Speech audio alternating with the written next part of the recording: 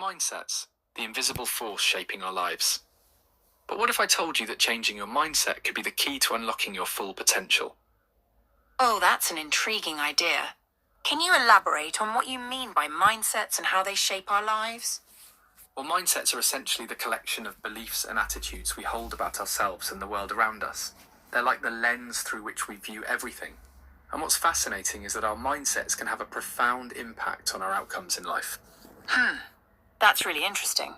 So, our mindsets aren't just passive thoughts, they're actually shaping our reality in a way. Exactly. Dr. Jonathan Toomer, an expert in this field, emphasizes that our mindsets are powerful forces that determine our outcomes, both good and bad. He argues that success or failure in school, business, or any area of life is largely dependent on the mindset we carry. That's a pretty bold claim. Can you give an example of how this might play out in real life?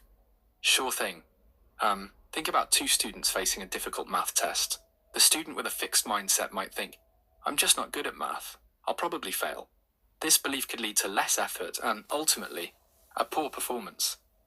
On the other hand, a student with a growth mindset might think, this is challenging, but I can improve with practice. This student is more likely to put in extra effort and potentially perform better.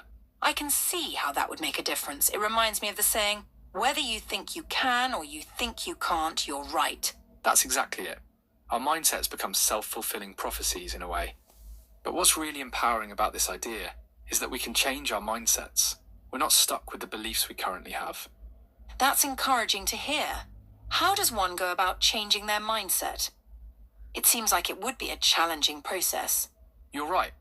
It can be challenging. Dr. Toomer suggests a threefold process: knowledge, transformation, and becoming. First, we need to invest in knowledge about the area we want to improve. Then we allow this knowledge to transform our thinking. Finally, we become the embodiment of that knowledge. Interesting. What are some of the challenges people might face when trying to change their mindset? Well, one of the biggest hurdles is overcoming our existing beliefs, especially if they're deeply ingrained. We often have to confront our own limitations and fears. It's also a process that requires patience and persistence. Change doesn't happen overnight. It's like rewiring our whole way of thinking. That makes sense. It's not just about changing our thoughts, but really reprogramming our brains in a way. How does imagination fit into this process? Great question. Dr. Toomer emphasizes the importance of imagination in developing a success mindset. He argues that everything we see today is a product of someone's imagination. Our ability to imagine new possibilities is what allows us to create and innovate. That's fascinating. It reminds me of how some of the greatest inventions or business ideas started as just a spark in someone's imagination. Exactly. Like how the Wright brothers imagined human flight before it was possible, or how Steve Jobs envisioned a computer in every home. But it's not just about big inventions. Even in our daily lives, our ability to imagine better outcomes can drive us to make positive changes. So how does this play out in the corporate world? How does mindset impact success in a professional setting? In the corporate world, mindset can be a game changer. Leaders with a growth mindset are more likely to embrace challenges, persist in the face of setbacks, and inspire their teams to do the same. It creates a culture of innovation and resilience. Can you give an example of how this might look in practice? Sure. Imagine two managers facing a major setback in a project. The manager with a fixed mindset might see it as a failure and become discouraged, potentially even blaming team members. A manager with a growth mindset, however, would see it as an opportunity to learn and improve.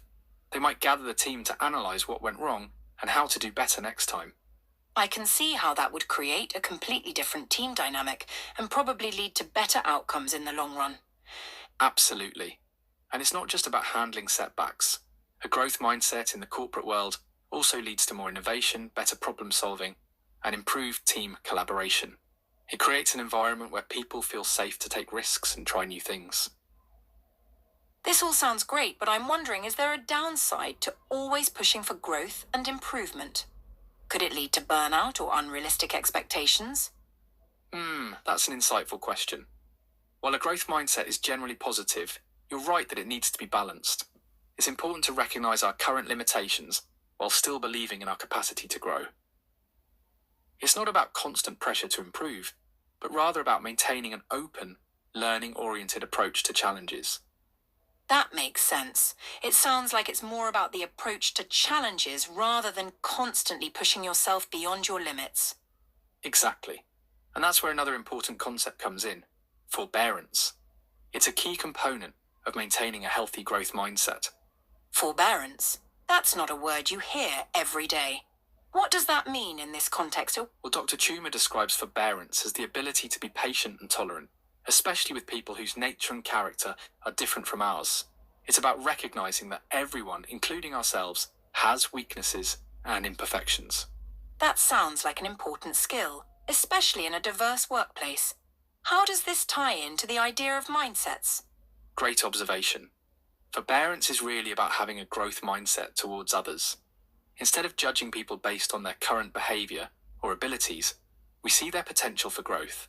It's about being patient with the process of development, both in ourselves and others. I can see how that would create a more positive and supportive environment, both in personal relationships and in the workplace. Absolutely. And it ties into another important aspect of success mindsets: the ability to handle rejection and setbacks. This is crucial in both personal and professional contexts. Oh, that's a tough one. How does mindset play into dealing with rejection?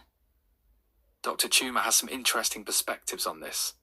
He argues that rejection, while painful, can actually be a powerful motivator and teacher. A growth mindset allows us to see rejection not as a final judgment on our worth, but as feedback that can help us improve. That's a really powerful reframe. I imagine it takes practice to be able to view rejection that way. You're absolutely right, it definitely takes practice, but the benefits are significant.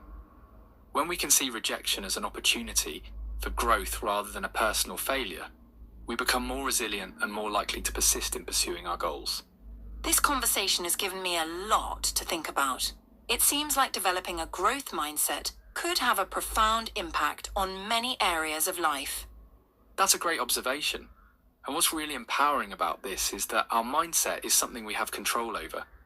We can choose to cultivate a growth mindset, to see challenges as opportunities, and to believe in our capacity for change and improvement. That is empowering. Do you have any final thoughts or advice for our listeners who might want to start developing a more growth-oriented mindset? I think the key is to start small. Pay attention to your thoughts and try to catch yourself when you're falling into fixed mindset thinking. Challenge those thoughts. Ask yourself, is there another way to look at this situation? And remember, developing a growth mindset is itself a process of growth. Be patient with yourself and celebrate the small wins along the way. That's great advice. I like the idea of starting small and being patient with the process.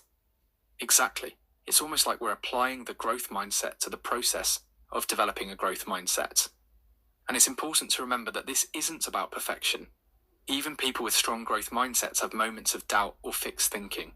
The key is to recognize those moments and gently redirect ourselves. That's reassuring to hear. It takes some of the pressure off. Before we go, I'm curious about how this concept of mindsets relates to other areas we've discussed on the show, like goal setting or motivation. Are there connections there? Absolutely. Mindsets are really the foundation for effective goal setting and motivation. A growth mindset makes us more likely to set challenging but achievable goals and to persist in the face of obstacles. It also fuels intrinsic motivation, the desire to learn and improve for its own sake, rather than for external rewards. That makes a lot of sense. It's like the mindset is the engine driving all these other aspects of personal and professional development. Well said. As we wrap up, I think it's worth noting that this concept of mindsets isn't just a modern fad. It's rooted in ancient wisdom traditions that have long recognized the power of our thoughts to shape our reality. The Stoic philosophers, for example, emphasized the importance of focusing on what we can control our thoughts and attitudes rather than external circumstances. That's a fascinating connection. It really shows how timeless these ideas are. Exactly. And looking to the future, I think we're going to see more and more emphasis on mindset training in education and professional development. As we face increasingly complex challenges in our rapidly changing world, the ability to adapt, learn, and grow will be more crucial than ever. That's an exciting prospect. It seems like cultivating a growth mindset could be a key factor in personal and societal resilience. Absolutely. And on that note, I think we'll wrap up today's discussion. Remember, whether you think you can or you think you can't, you're probably right. So why not choose to believe in your capacity for growth and see where it takes you?